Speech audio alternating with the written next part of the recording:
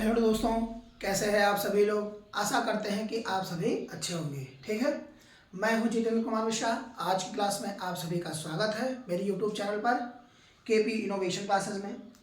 जैसा कि हम लोग इतिहास और ज्योग्राफी के क्लासों को एक एक करके देख रहे हैं। ठीक है, तो ज्योग्राफी में कुछ पॉइंट को भी हम लोगों ने देखा और हिस्ट्री में भी हम लोगों ने कुछ पॉइंट को देखा।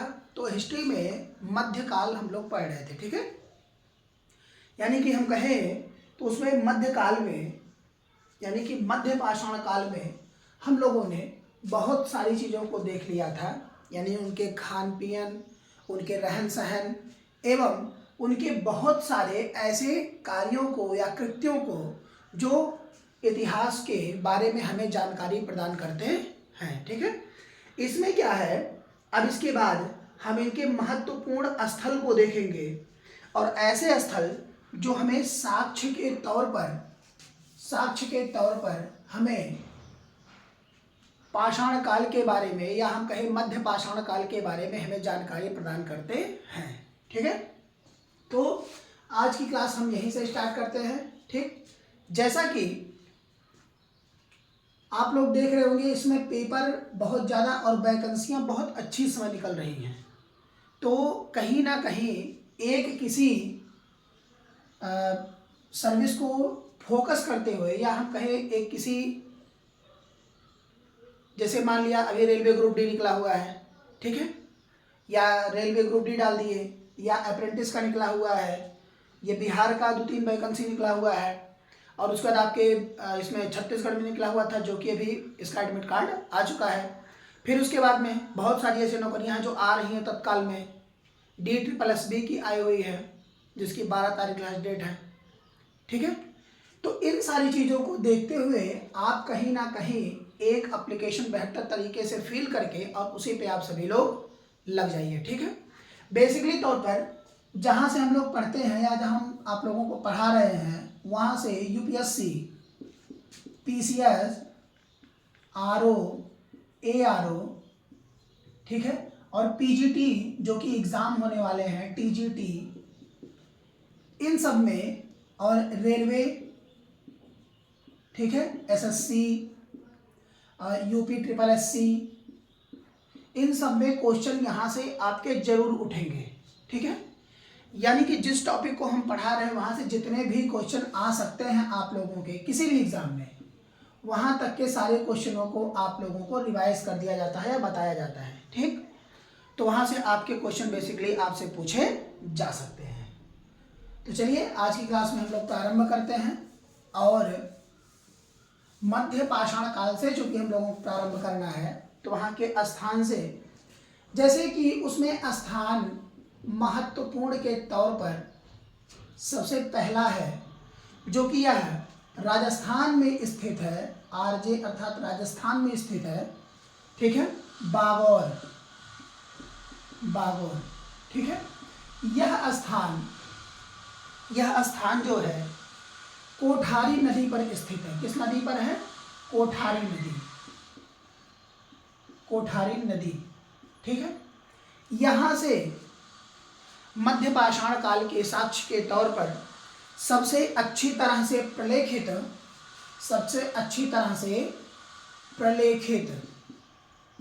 प्रलेखित, ठीक है, या हम कहें लिखित मध्य पाषाण स्थलों के बारे में हमको जानकारी प्रदान होती है।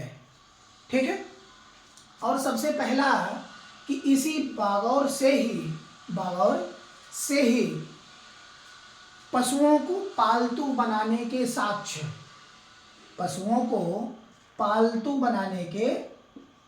या हम कहें पालतू पशु, ठीक है, बनाने के साक्ष्य हमें इसी बागौर से ही प्राप्त होते हैं। ठीक है, यह कहाँ स्थित है? कोठारी नदी पर। प्रलेखित मध्य पाषाण कालीन साक्ष्य हमें राजस्थान के बागौर से प्राप्त होता है।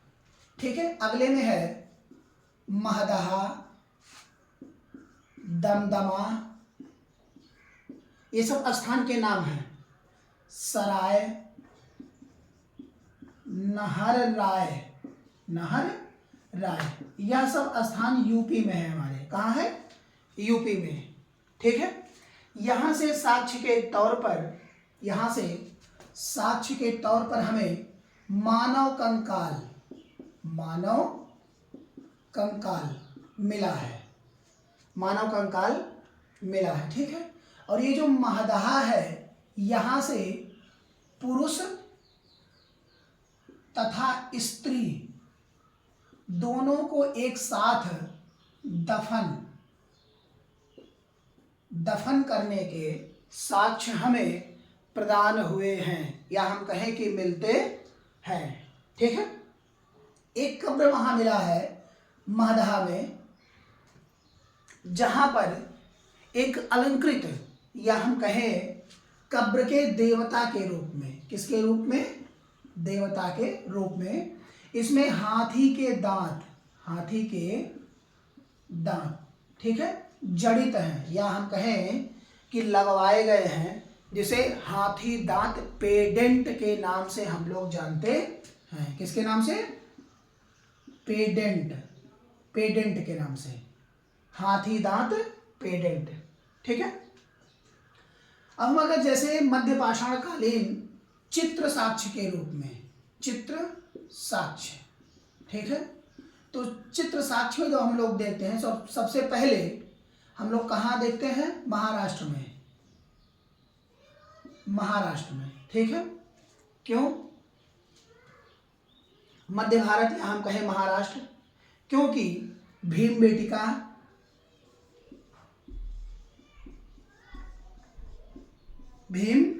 बेटिका की गुफा, खारवार की गुफा और कठोहिया, ठीक है, ये एमपी में है। कठोहिया कहाँ है? एमपी में। ठीक है, एमपी में एक जिला सुंदरगढ़ इसी में ही है। ठीक है, संबलपुर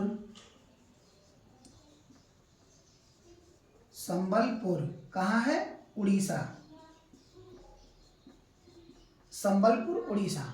तो ये ऐसे लोकेशन है, यहाँ कहे ऐसी जगह है जो हमें साक्ष्य के रूप में मध्य पाषाण काल के बारे में जानकारी प्रदान करते हैं। एजूथू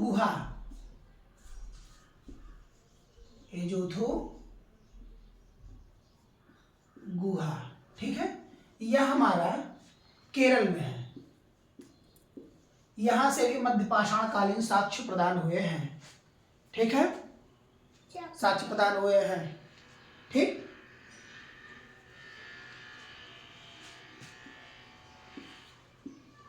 लंगनाज, यहां से जंगली जानवर जैसे गैंडा,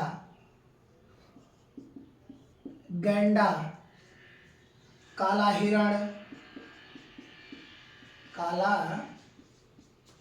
हिरण और इनके हड्डी, यानी कि अवशेष, काला हिरण के अवशेष हड्डी के रूप में बड़ी संख्या में प्रदान हुए हैं। और मानव कंकाल, साथ में मानव कंकाल, ये सारी चीजें हमें मध्य पाषाण काल के बारे में जानकारी प्रदान करते हैं। ठीक, तो मध्य पाषाण काल आपका यही समाप्त हो जाता है। अब हम पढ़ेंगे नव पाषाण काल या उत्तर पाषाण काल। तो आप सभी लोग हेडिंग डाल लेंगे, नव पाषाण काल या उत्तर पाषाण काल। ठीक, इसको आप लोग नोट कर लीजिए।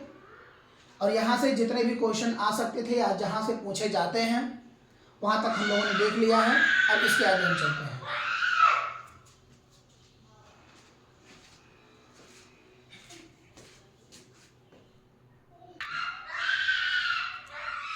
तो अब हम लोग इसके आगे चलते हैं। ठीक है, चलिए।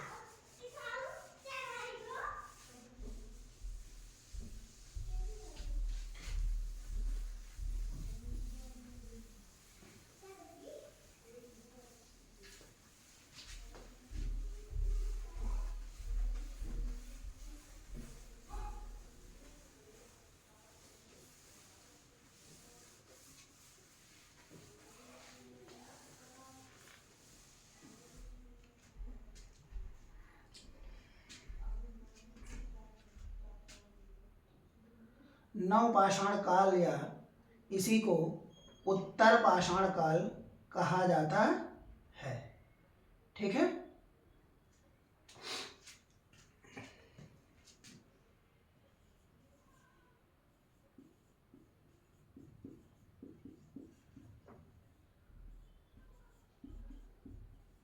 उत्तर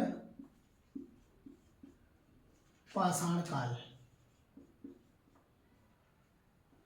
ठीक है। उत्तर या नवपाषाण काल। ठीक।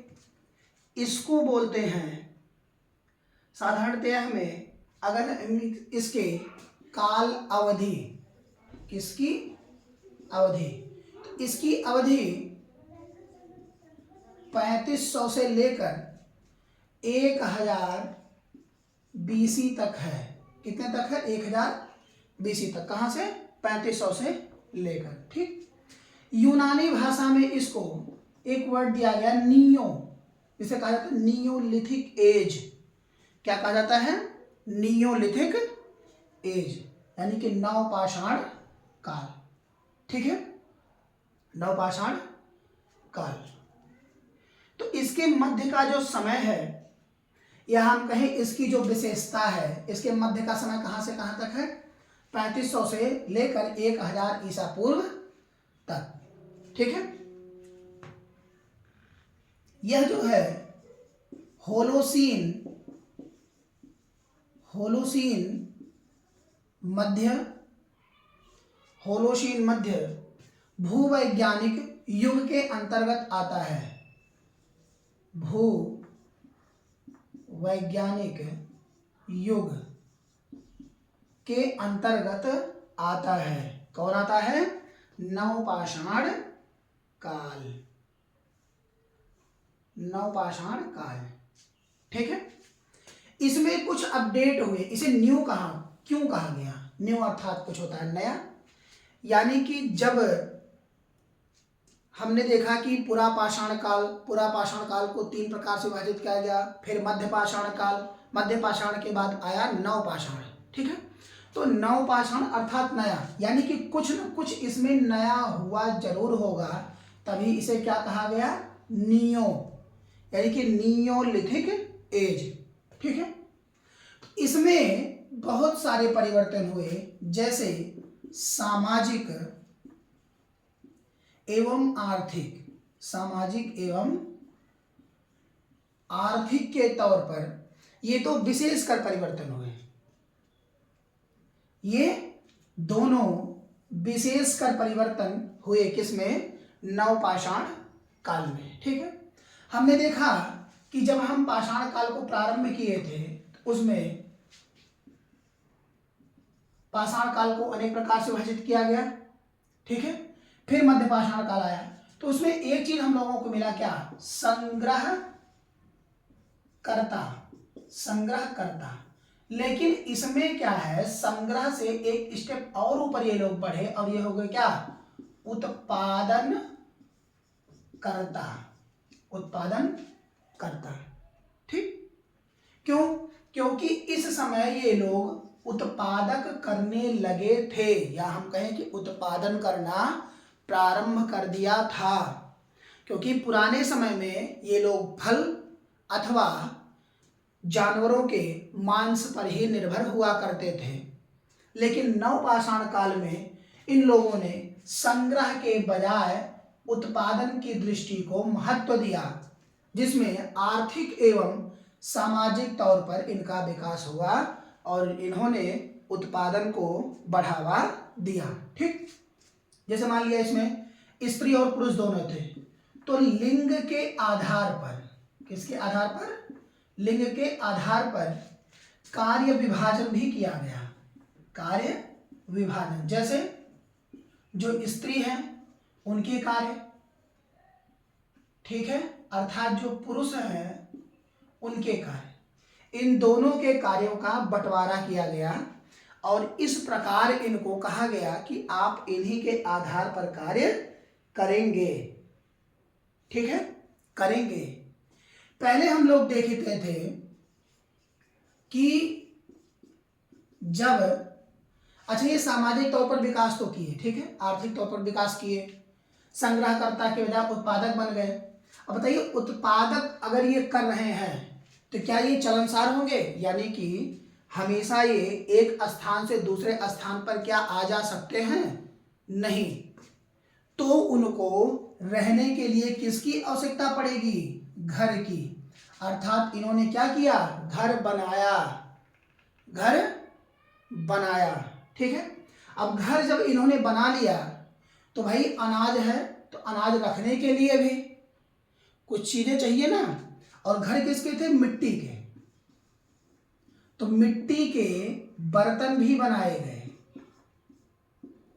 मिट्टी के बर्तन भी बनाए गए, ठीक है। जैसे इन लोगों ने हथियार या हम कहे उपकरण, इसको भी लोगों ने अपडेट किया। क्यों? क्योंकि घिसे हुए काफी चमकदार हथियार के रूप में यहां से साक्ष्य के तौर पर बहुत जगह मिले हैं, ठीक है। जैसे उत्तर पश्चिमी भारत में, उत्तर तथा पश्चिमी भारत में, ठीक है, इनके हथियार जो मिले हैं वह बहुत ही ज्यादा घुमावदार, या इन्हीं को हम आयताकार कह सकते हैं, आयताकार। इन दोनों प्रकार से इनके हथियार बहुत ही नुकीले और शार्प तरीके से मिले कि भाई एक बार किसी को मारो तो उनकी कहानी वहीं पे खत्म, दी एंड हो जाता था, ठीक है। उसके उत्तर पूर्वी की तरफ, उत्तर पूर्व, यहां से जैसे हत्थे की तरह अर्थात हत्थल लगा हुआ, ठीक है, कुदाल या पालिश की हुई कुल्हाड़ी, हत्था लगा हुआ कुदाल या कुल्हाड़ी, इनके भी साक्ष्य यहां से प्रदान हुए हैं, ठीक है। या नुकीले कृंतक, हंसिया, जैसे आज के समय आप लोग देखते होंगे गेहूं जो काटते हैं, गेहूं नाम तो सुना ही होगा, गेहूं। तो ऐसे कुछ इस तरह से दांतीदार इनके हथियार होते हैं, ऐसे यहां से दांत बने होते हैं और ये बेंट है मुठिया पकड़ने के लिए, कुछ इस तरह से ऐसे, ठीक है। तो इन्हीं को पुराने जमाने में कहा गया कृंतक हथियार, ठीक है, यानी कि दांत के आकार के क्या हथियार। क्लियर हो रहा आप लोगों को? यहां से कोई दिक्कत तो नहीं है? चलिए इसके आगे चलते हैं हम लोग।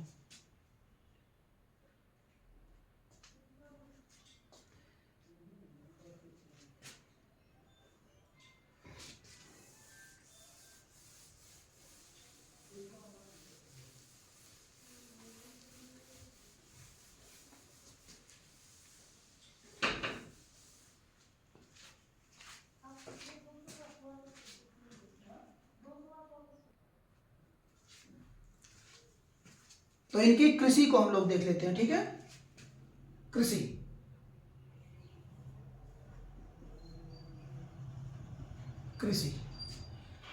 कृषि में इनके क्या था कि जैसे उस समय जब ये लोग खेती प्रारंभ किए,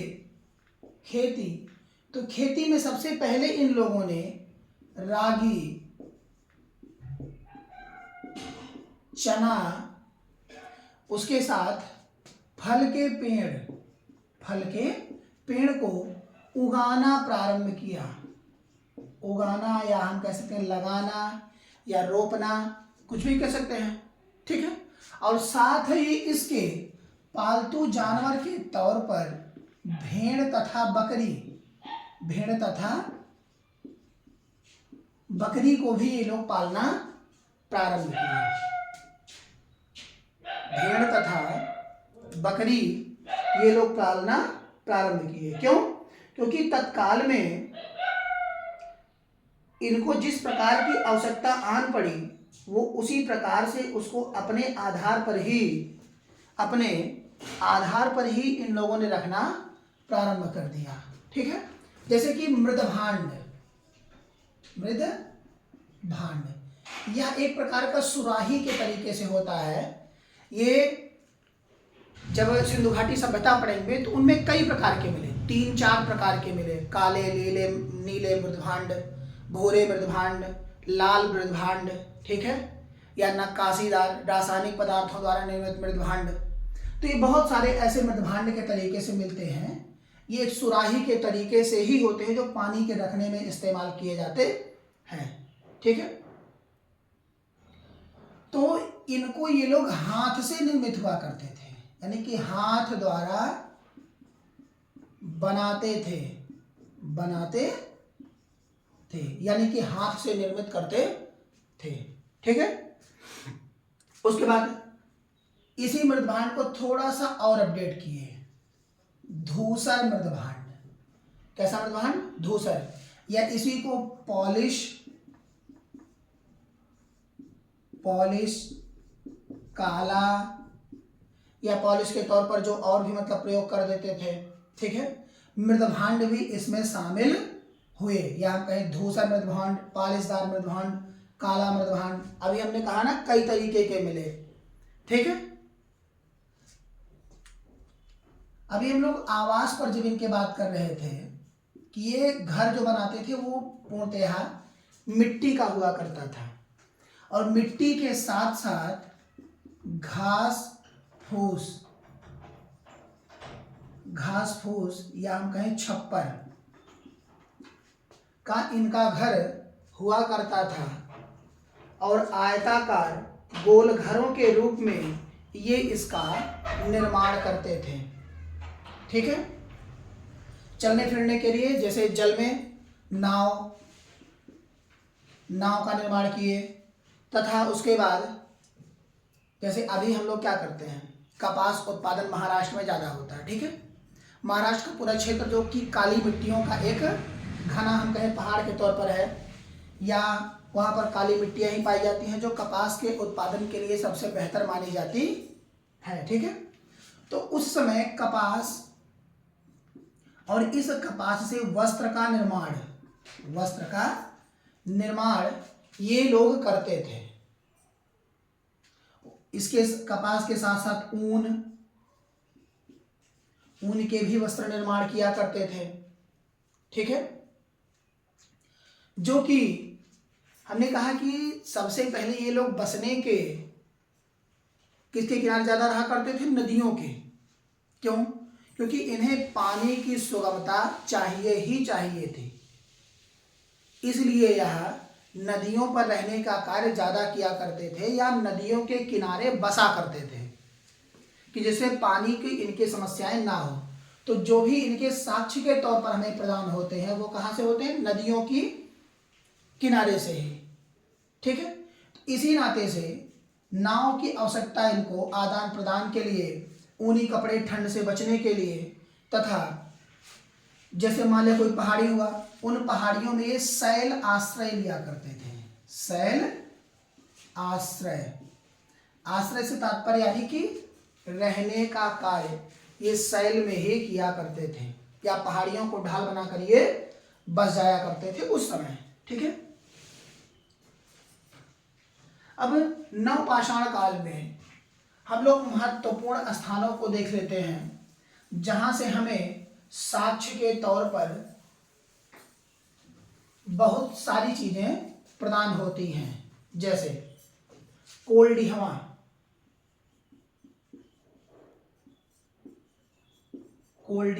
ठीक है, प्रतापगढ़ है,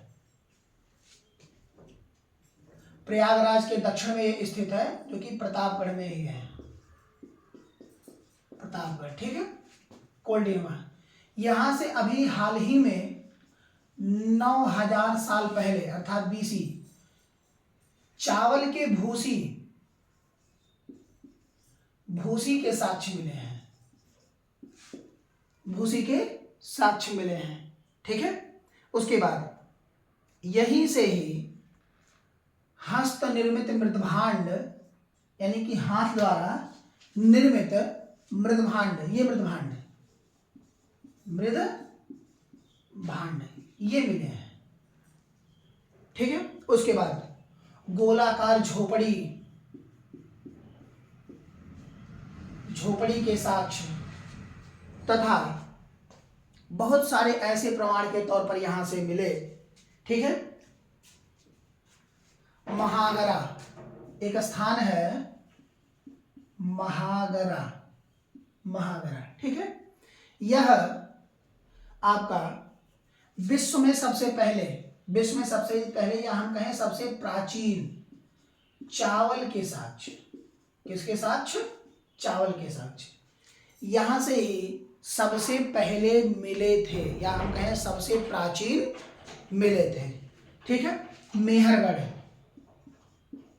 मेहरगढ़ बलूचिस्तान, POK, बलूचिस्तान पाकिस्तान, ठीक है। यहां से धूप में सूखी ईंट, ईंट वो भी कैसी सूखी? धूप में, धूप में सूखी ईंट के साक्ष्य हमें मेहरगढ़ POK यानी कि पाकिस्तान बलूचिस्तान से हमको मिले हैं, ठीक है। और इसी से ही निर्मित है, यानी कि जैसे मान लिया धूप में ईंट रखा है इन लोगों ने बना करके, वह ईंट धूप से सूख गई। अब इसी सूखे हुए ईंट से ये लोग घर का निर्माण किया करते थे। किसका निर्माण? घर का। और ऐसे बने हुए घर को मेहरगढ़ में देखा गया है, या हम कहें साक्ष्य के तौर पर यहाँ पाया गया है, ठीक है। कपास तथा गेहूं के साक्ष्य, गेहूं के साक्ष्य भी हमें मेहरगढ़ से प्राप्त हुए हैं। बुर्जहोम,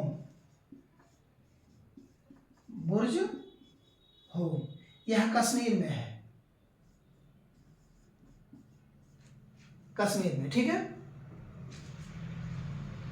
जैसे मान लिया आज के समय हम लोग क्या करते हैं, कुत्ता पालते हैं। एक बहुत आजकल फैशन का शौक हो गया है कि भाई कुछ ना करो कुत्ता जरूर पालो, लेकिन हमारा शास्त्र कहता है कि कुत्ता पालने में ही सारी चीज़ें खराब हो जाती हैं। उसका छुआ खा नहीं सकते हैं, कहीं चला जाए लेटरिन कर दे या कुछ भी कर दे, अनेक प्रकार के हो जाते हैं, अशुद्ध हो जाते हैं, सारी चीज़ें नहीं करनी चाहिए। लेकिन आजकल लोग इसको अवश्य करते हैं। एक फैशन है कि जितनी बड़ी गाड़ी में किसी मनुष्य को घूमने की औकात नहीं है, उस गाड़ी में आजकल कुत्ते पहली सीट पर बैठ करके जाते हैं, सोते हैं वो भी सोफे पर। ऐसा ज़माना आ गया है। तो बुर्जहोम में जो घरेलू कुत्ते हुआ करते थे, यानी कि जो अपने मालिक के साथ हमेशा परमानेंट रहते थे, उन्हीं के साथ जब ये मरे तो इनको दफनाया गया और ऐसे साक्ष्य में बुर्जहोम से प्रदान हुए हैं, ठीक है। बुर्जहोम से प्रदान हुए, यानी कि कुत्ते तथा मालिक को एक साथ दफनाने के साक्ष्य कहां से मिले हैं? बुर्जहोम से, ठीक है। गुफ कराल, गुफ कराल यह भी हमारा कहाँ है? कश्मीर में, ठीक है। इसका शाब्दिक अर्थ होता है गुफ कराल का कि गुफा, और कराल से तात्पर्य है कुम्हार, यानी कि कुम्हार की गुफा, उसी को गुफ कराल कहा जाता है, कुम्हार की गुफा। और ऐसे गुफा नवपाषाण काल में हमें कश्मीर से प्रदान हुए हैं या साक्ष्य के रूप में मिले हैं, ठीक है। औजारों के साथ कब्रिस्तान में दफनाए गए लोग, चिराद यह बिहार में है, भारत। यहां से सींगों, जो जानवर मृत हो जाया करते थे, उनकी सींगों को काटकर उनकी हड्डियों से औजार निर्मित किए जाते थे या बनते थे। जैसे आज के समय आप देखेंगे कि जो भी जानवर मृत हो जाते हैं, उन जानवरों को, या हम कहें जीते जी उनके हड्डियों या इसके सींग को काट लिया जाता है और उससे अनेक प्रकार के नुमाइशीदार मग हुए, गिलास हुए और सारी चीज़ों को निर्मित किया जाता है, जो कि बाहर के लोग उसे बहुत ही पसंद करते हैं और अच्छी कीमतों पर खरीद करके वह अपने घर में इसको प्रयोग करते हैं, एक मग के तौर पर, एक मग के तौर पर। ठीक है। निवासा, निवासा, ठीक है। यहां से सूती कपड़े के साक्ष्य, सूती कपड़े के साक्ष्य प्रदान हुए हैं। ठीक है।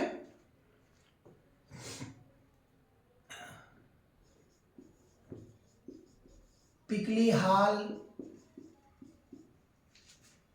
ब्रह्मगिरी, ब्रह्मगिरी, मस्की, मस्की, टक्कल कोटा, टक्कल कोटा एवं हल्लूर,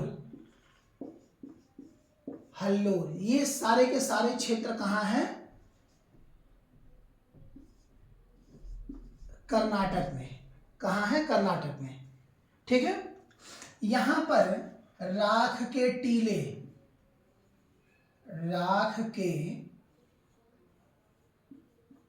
टीले साक्ष्य के रूप में पाए गए हैं। राख के टीले साक्ष्य के रूप में पाए गए हैं। ठीक है। बिंध की बोलन घाटी, बोलन घाटी, बिंध की बोलन घाटी। इस बोलन घाटी से नर्मदा घाटी के मध्य, नर्मदा घाटी के मध्य का जो भाग है उनके 3 चरणों में विभाजित किया गया उनको, और पुरा पाषाण काल से लेकर, पुरा पाषाण काल से लेकर नवपाषाण काल तक, नवपाषाण काल तक के साक्ष्य हमें यहाँ से प्रदान हुए हैं, या हम कहेंगे यहीं से ही जीवावशेष, जीवावशेष मिले हैं, मिले हैं, जीवावशेष मिले हैं। ठीक है। तो आज के लिए ही इतना ही।